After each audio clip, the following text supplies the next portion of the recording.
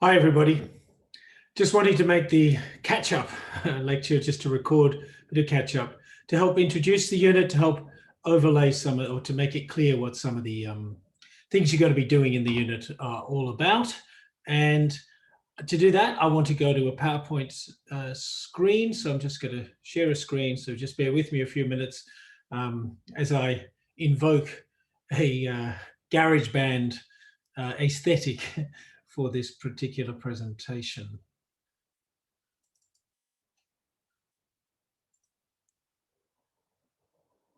Great. So Global Change Local Responses is the unit. My name is Martin Forsey, for those I haven't had a chance to meet yet. And I hope that we are getting also some decent imagery there. Okay, that's okay. I think that there's maybe the screen froze for just a few moments. Apologies if that is the case. So I just want to walk you through some of the mechanics of the unit, as well as some of the broader issues and concerns that we're going to address in the doing of this particular unit. So we're going to do this in a flipped mode, as it's called. I didn't really quite know I was moving into flipped classes when I stopped doing face-to-face lectures 8 years ago. I was really keen on developing what I believe are better ways of engaging students in learning. I think the lecture is quite a passive way of delivering information. I'm looking always for ever more active ways of engaging students actively with their unit materials, their unit content, and in getting you as student to engage in both the written form and oral form with each other, with yourself in the encounter that happens through writing and the ideas that start to develop for you out of that. So the unit material will be online, and as I'm suggesting in what I've just said, the real flip, when we think about it, is from teaching to learning, from me being the grand deliverer of the information to you as somebody who is engaging with the material and being led through that process through a series of different activities. So it's described there, the definition of flipped learning, as you can see. Direct instruction moves from the group to the learning space to the individual learning space, and the resulting group space is transformed into a dynamic, interactive learning environment where the educator guides students as they apply concepts and engage creatively in the subject matter. That is the ideal, folks, and I certainly hope that we get as close to that ideal as possible as we move through the 12 weeks, the 11 remaining weeks of this semester. Just to give you some idea, this is based on feedback coming out of research that I've commissioned people to do around the classes that I've been teaching. And here you get, I think, some reasonable kind of insight into some of the things you can expect full on from the start. You know, the other units kind of take a little while to build up. The idea of having tutorials this week was to get things moving, get things started.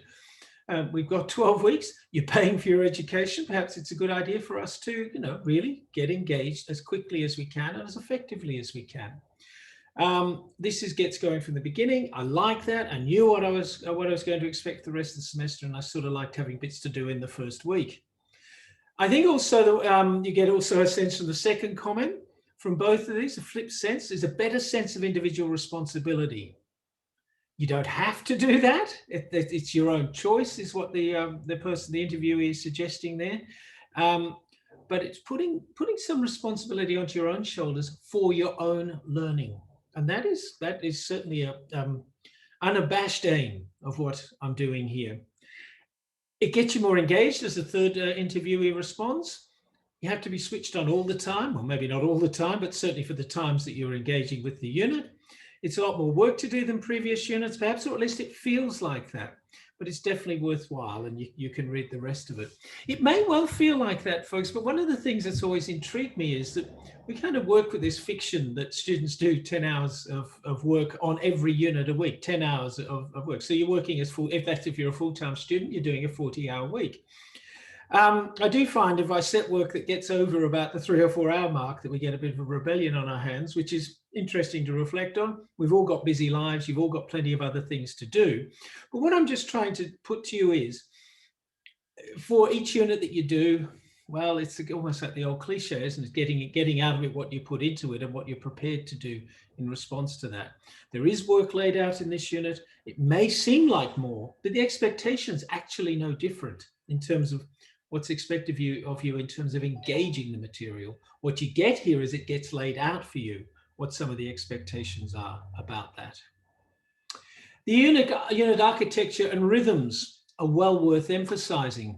Okay, so we get here an introductory workshop. I know this is a bit delayed, but this was the idea we're working from. We moved from that into the tutorial, plus the online tutorial reflection through Cadmus. In case you're not aware of that, that's where you should be moving to at the moment. Just reflecting on yesterday's tutorial in your case, and responding to some of the questions that have been posed to you there. From there, you move into the unit content for week 2, module 1, globalization, old or new. And that is contained in both Blackboard and Cadmus. And as I was saying in tutorials yesterday, what we're expecting you to do is to have both of those platforms open together and be moving between them as needs be, and as you get directed as well. And I think we'll get better and we'll get smoother at that kind of direction as we move along and get used ourselves to this, I think, marvelous platform that we're piloting through this unit that's going to be used for all of the accessible work in this unit. So from the tutorials and their participation to the essay and then to the exam as well. You'll be getting supported in your learning through this Cadmus software. Okay, so then we go to workshop 2 next week, and you come to it prepared from the materials that were made available back here. Then, Workshop 2 will be held next week on Tuesday at 11 o'clock, and that will be building upon what you're doing here. It's a sort of a bridge between the unit content and the tutorial. You're not expected to have completed all the work for Workshop 2, but we will be working through some of the concepts there. We can't do them all, but we can do some. Then we move to tutorial 2 and the online tutorial reflections that flow from that. Go to unit content for week 3, understanding social change, Blackboard and Cadmus, then to workshop 3, again, building on some of that material, to tutorial 3, the online tutorial reflections. And you can see now, hopefully there, the rhythms of the unit content, workshop, tutorial, unit content, workshop, tutorial, in that sort of a manner. For those of you who have been asking about this, the workshop is as a face-to-face lecture would be, or an online lecture. It's not compulsory. We're not taking any kind of a role with something like that. There's nothing associated with assessment there. It is meant to be an invitation to deepen your engagement, to deepen your learning in and around the material. Right. And again, if you've got questions about it, please do contact me. So unit content available through Blackboard, just summarizing some of this. Video lectures, guest lectures, readings, films, web pages, etc., the kind of things you'll be invited to engage with. Key readings and questions, inviting written responses, will be in the Cadmus online assessment platform, which we're starting to call the workspace that you'll have, the tutorial workspace that's connected into the LMS. The workshop will be live streamed. It's got reviews of previous tutorial, anticipates coming tutorial, processes some unit content of the week, but certainly not all of it. We can't do that. You'll get a mix of information from me as coordinator and then the students' processing of content, mainly in small groups. So I will be putting into small groups there to engage through a process of peer learning, helping each other understand the concepts, which is an important part of learning and has been shown to be a highly effective way of making sure that students engage with material and enhance their learning through their engagement with each other. In the tutorials, it's going to be a space to process unit content, to present research findings when they're appropriate, to share writing, your thoughts, your ideas. There is a grade of 25% associated with this. It's associated with the engagement in class, not a hand-in, but a use of the online, a submission online through Cadmus of the weekly prompts and invitations to engage through, we could call them online worksheets. There'll also be regular quizzes online. There'll be 3 in this semester, and see the unit program for that. And please make sure that you see the amended program, the amended schedule that I put in notices yesterday. It's vital that you do that. So looking then a bit closer at the assessment, 25% tutorial participation and the online quizzes are also included in that as part of your participation grade. And if you recall, those of you who saw the form that you filled in yesterday, there will be an equal split. The tutorial quizzes will take 2% per item, so that leaves 19%, obviously. 10% will be based on your participation in the class, and the 9% will be about a qualitative assessment, or more perhaps quantitative assessment of your engagement with the unit material and what you submit through the Cadmus portal. And then there's a final exam, and I think I need to explain that in a little more detail. There will be 1 essay and 25 multiple choice questions to address in that. Decided this year to trial this as a 3-hour exam. Now, I hope that doesn't set any of you running. The idea behind giving an extra hour to the exam to what we've given in any of the times that I've been involved in setting exams here is to give you a more relaxed space in which to do justice to the work that you're going to do in preparation for the exam essays, in preparing the essay. Again, Cadmus, being the sort of beast that it is, which is there to support your learning through assessment, will have a series of exercises in there that will lead you into the questions that are associated with the exam. They're going to set you up well to answer them. But it seems to me that if you want to give thoughtful, reflective responses, a little bit of extra time can help you do that. Okay, so that will be part of the process. What I'm anticipating doing with this is having, there'll be 2 exam periods, the first hour on the multiple choice, the second hour, the second lot of hours is the second and third hours to the essay. And assuming that you've got some time between the multiple choice and the writing, we can give you the exam question to reflect upon and ponder and prepare for, and then move into the 2-hour space to write your essay as well as you can. And of course, you're not obliged to stay for 2 hours, but some of you, I imagine many of you will find it very helpful for doing that. It will be done at home, so you won't be sitting in an examination room, an examination hall anywhere on the university. So you'll be doing it at home, as being said there in scare quotes, which is to suggest that you can do it at your convenient, well, at a place that is convenient for you, where you have obviously access to online, are able to be online for that period of time, which could, of course, be around the university using some of the computers here.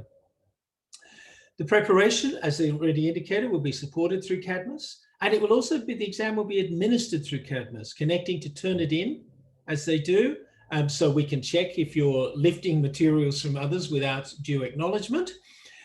From other places, and it will also trace the points of connection. So we'll be looking for a single Australian connection on this, and no movement between others. So that's a form of invigilation that is happening around it. But unlike other examination surveillance or proctoring material, you will not be on video in that time. We will be following it through your digital footprint, if you like, as you move through those 2 hours of the exam, and where you're getting, your sources need to be coming from the work that you've developed along the way. But we'll explain more about that more closely as we get closer to the exam. The unit focus, let's just spend a little bit of time with this. Global change is clearly a strong part of it, and then local responses. Thinking through that. Now, responses can give a sense that, okay, things are happening at the global level and locals are just responding. What I presume that you'll get, certainly hope that you get out of this, is that there's no one starting point and one end point here. The local is creating the global is creating the local. Anthropology would understand that globalization is best understood through the prism of the local. But it would also want us to just contemplate some of the ways in which it'll come down, I'm sure. Come on. Local events and happenings are best understood through the prism of the local. Garage band aesthetics, remember that. Anthropology, globalization understood through the prism of the local, but local events and happenings are best understood through the prism of the global. So that interchange between the two. And as I think we were trying to get at in the tutorials this week, there's a sense in which it's impossible to be completely local. At the same time as I guess it's impossible to be completely global. The two are constantly interacting with each other. The global articulates with the local, and people's lives are neither wholly local nor wholly global. There's one way of putting this, or one phrase that might capture this is they're glocal. We are all glocal these days. Always have been, would also be, I think, be part of the argument. But of course, there's a sense perhaps, and part of the argument that we've got to grapple with here, is this something new, globalization? Is it something that goes back much further into history? You know, human beings emerge out of Africa and start moving out of Africa into other places. Is that one way to consider it? Or do we go back into more colonial kinds of movements and think about it in that way? Or is there something about our particular era that has particularly intensified the interactions across national borders, mainly, of course, through technology that we're all very, very aware of? The unit content. Look, I'm not going to go through this particular list, but it gives you some sense of what we're doing, and the unit outline really gives you that as well. But just to give you some sense again of the rhythms of it, if you have a look here, you'll see that here's some of here's the content that we lead into towards the research essay. The research essay, you'll be writing something out of this particular mix. And seeing what you care to write. There will be a fairly reasonably extensive choice of essays to write there. You'll write your essay and we'll submit it in week 8 of semester. And we will give you an opportunity in the tutorials to reflect on that essay, to work together, to work as a community of scholars engaged around the ideas that you're working with, and to share ideas, to share writing. And then you'll have another 10 days following that tutorial in which to complete your essay and to hand it in. So we can, I think, work towards a genuine drafting process in which you're supported in your learning. Following that, we move into thinking about migration, and then some of the key issues arising in our time. Things like Black Lives Matter, the Me Too movement, global environmental issues that we can start to think about, and then we can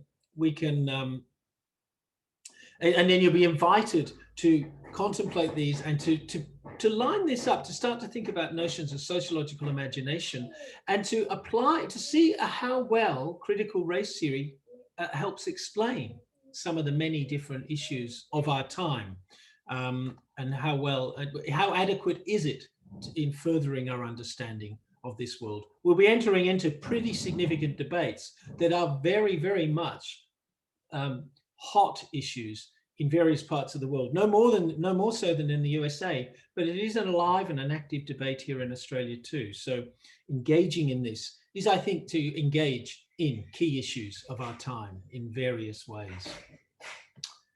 Globalization with an S, globalization with a Z. Depending on how you see this, the Z, of course, is more of the American way of spelling such a thing. The S is more of a British way of capturing it. Where do we sit in Australia in relation to this, and what does that tell us about our understandings of globalization? What is it? What's the purpose of the term? How is it used to mobilize? How do you use it? How do others use it? What are the experts saying? This is all part, I believe, of what a good university education should be about, evaluating where we stand in relation to other people's views and other people who've really thought hard and deep about some of the key issues that we're dealing with. And of course, it's going to be from a sociological and anthropological perspective that we'll be thinking about this. If we think about the ways of being global, we've talked about this already in tutorial, by birthright, through tourism, through volunteering. Gaming is a really particular, I'm getting more and more aware of this as I engage with student research in this, particularly in the 3rd year unit that we teach on methods. Influencing education study abroad. Look, the list is there, and we've talked about some of that in the tutorial. Can you be purely simple, local or national? Please, purely or simply local or national. Again, I think that we have talked about that, and it's pretty obvious where I stand in relation to that, but I'm certainly open to arguments that might want to suggest that it's not as global as some may wish us to believe. Can we avoid being global is a key question, I think, for our times. I've already posed these questions and asked you to think about the global you. For those of you who weren't in the tutorial, just take those moments to contemplate the various ways in which you are global. We started the tutorial by looking and thinking about a paper, Thinking With It, Negotiating Hip Hop Persons, Authenticity, Participation and Breaking in Perth, Western Australia. So locating ourselves very much into the local, but thinking about the global movement of movement, if you think about what hip hop represents. But it's not just about movement. It's not just about dance. There's a set of ideas. There's a set of political positions that are associated with this, that perhaps get moved, that have to be translated into their local context and will get translated by different people in different ways. And that's, I think, an important part of trying to understand any of the material that we're going to work with, any of the case studies that we work with at all. Duncan Maskell, Vice Chancellor, University of Melbourne, last year, in very much then, and at the point of, well, in the wake of, I guess, what's coming, what was coming through the COVID crisis, makes this point, and I'll read it. Not unreasonably, we can expect the next few years to be a time when people, particularly young people, will want to go deeper, explore social and natural reality more fully. We should remember that as well as economic challenges, there is a crisis of trust going on in the world. Loss of trust in institutions, nations, political parties, perhaps loss of trust in facts themselves or an understanding of what truth is. And I'd like to suggest to you that this should be very much a part of our focus, the challenges that we take on, to ask ourselves through all of this, what's going on here? A key sociological, anthropological question to ask. Let's close here then with an acknowledgement of country that I am situated on Whadjuk Noongar land, and that my being, my sense of being, the sense of who I am, flows very much out of being able to be on this land, to be part of this land. And let's acknowledge then the original owners of this land that's never been ceded. The ownership has never been ceded. Let's acknowledge that and pay our respects to the peoples who are descended from those original owners. Thanks, folks. Look forward to sharing the rest of the journey with you.